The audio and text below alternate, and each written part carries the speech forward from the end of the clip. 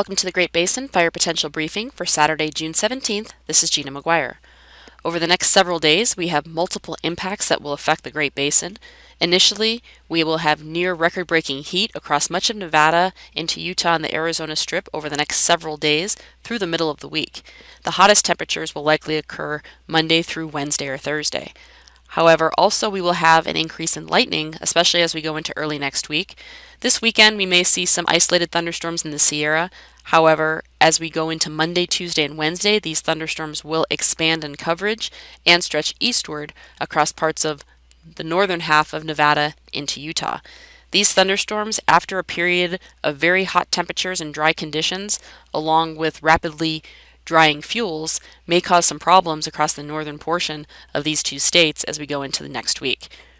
We will also see a return of wind as we go towards Friday and Saturday, which is not depicted on this map. However, again, that is a threat as we go later in the week. Over the last 24 hours, we've seen generally isolated thunderstorms over parts of southeast Idaho and Wyoming and near the Idaho, Oregon, and Nevada borders, along with a couple of cells in the Sierra with only light amounts of rainfall. Great Basin fire activity has been light over the last 24 hours. Looking at the last 1 to 2 weeks, you can see the precipitation was focused over the last 7 days over the northern half of the Great Basin and most significantly across Idaho and Wyoming as we had that cold system move through last week. This precipitation in the far north is well above normal for what we would see this time of year. Over the last 2 weeks, again, precipitation largely focused in the far north, with below normal precipitation across Nevada and Utah, and no precipitation over the far southern areas of the Great Basin. Looking at current fuel conditions, ERCs have been on the rise since the cold system moved through last week, and are above the 80th or even 90th percentile over southern areas of the Great Basin. However, even in areas that are depicted as below the 50th percentile in the north, ERCs are increasing and grasses are quickly drying out with the return of hot temperatures.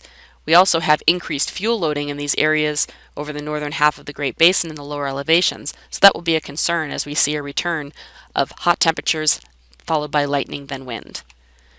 10-hour fuel moisture samples might be a little bit more representative of what's going on across the Great Basin, with very low conditions over the southern half of the area, and again you can even see how northern Nevada and Utah have been rapidly drying out. The satellite loop from this morning shows this exiting area of low pressure now over the eastern side of the Great Basin, still keeping some breezy winds today over the east side, but also will push a very weak cool front through the north, shifting winds to the north, and also some higher humidity slightly across Idaho and northern Nevada. The bigger story as we go through this week will be this strong area of high pressure off the west coast, which will build north and push east over the next several days, bringing very hot temperatures and dry conditions to the Great Basin, also allowing for a return of thunderstorms as that area of high pressure slides east. Now, if we look at the weather pattern later today, again, we already mentioned that area of low pressure now well to the east, with still some moisture possibly in the central Idaho mountains or Wyoming for some very isolated lightning, but for the most part, dry conditions across the Great Basin, with some slightly breezy winds still over the north and east side. Generally low fire potential in the north and still moderate fire potential over southern areas due to the continued warm and dry conditions. Today, relative humidity will remain in the single digits over the far south and above 20% over northern Nevada, northern Utah, and up into Idaho and Wyoming. Again, we still could see some breezy northwest winds, mainly across the eastern half of Utah today, with gusts around 30 miles per hour, but generally light to moderate winds over the rest of the region. On Sunday, we start to see that high pressure ridge off the west coast building, also with much drier conditions, and temperatures will really start heating up. We'll see near record temperatures over southern areas of the Great Basin as early as Sunday, with fuels continuing to dry further north. RHs will again remain in the single digits in the far south and now be dropping to below 20% over the rest of Nevada and Utah. General northwest winds will remain somewhat breezy again over parts of Idaho, Wyoming, and Utah, but generally light across Nevada. As we move into Monday, and this ridge really starts to take hold and move across the Great Basin, we'll see very hot temperatures and record-breaking heat across much of Nevada and into at least the southern half of Utah. Also, as some moisture starts to move in around this area of high pressure into the Sierra and northern Nevada, we will see a return of some isolated thunderstorms over parts of western and northern Nevada as we go into Monday. These thunderstorms, after very dry and hot conditions, may cause some problems, especially in the lower elevation grasses that are in the curing process. We still have some higher fuel moisture with respect to live fuel moisture, so not all fuels will be available. However, again, we will likely see an increase in natural ignitions over this area. In the Sierra, we'll continue to see chances of lightning over the next few days. However, this is generally higher elevation, and also thunderstorms may be producing some rainfall as they are pushed right over the crest. On Monday, we see relative humidity drop into the teens or single digits over much of the southern two-thirds of the area, and also generally light winds across the Great Basin with that area of high pressure really centered over the area. Over the next 3 days, only light amounts of precipitation are expected, with the exception of the Sierra, that may see some repeated and very slow-moving thunderstorms, which may drop a little bit more precipitation in the high elevations.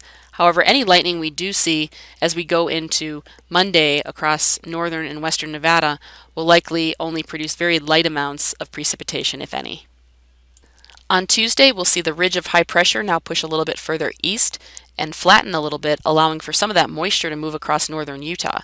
Therefore, we will see risks of isolated thunderstorms across northern Nevada and northern Utah on Tuesday, and these thunderstorms again will be on the drier side, producing gusty outflow winds. We will also continue to see record-breaking heat across much of Nevada and Utah and the Arizona Strip as we move through Tuesday. By Wednesday, that moisture starts to get pushed a little bit further eastward.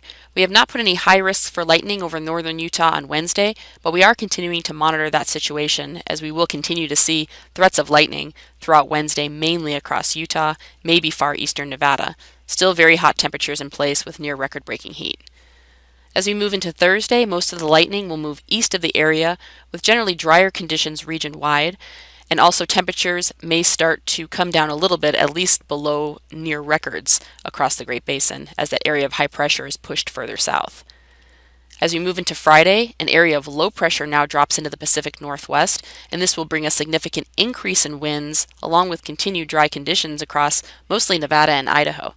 We have high risk the wind situation across western and northern Nevada on Friday due to the fact that the wind gusts will be above 35 or 40 miles per hour with dry conditions, and also this will be following the period of heat and lightning that we will see in those areas.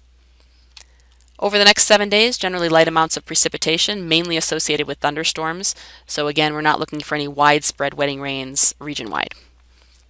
As for the 8 to 14-day outlook, which takes us into the very end of June, still looking at generally warm and dry conditions for the Great Basin, but we may see some cooling signatures with troughs moving into the far north. That concludes our briefing for today. If you have any questions, feel free to contact us. Thank you for listening.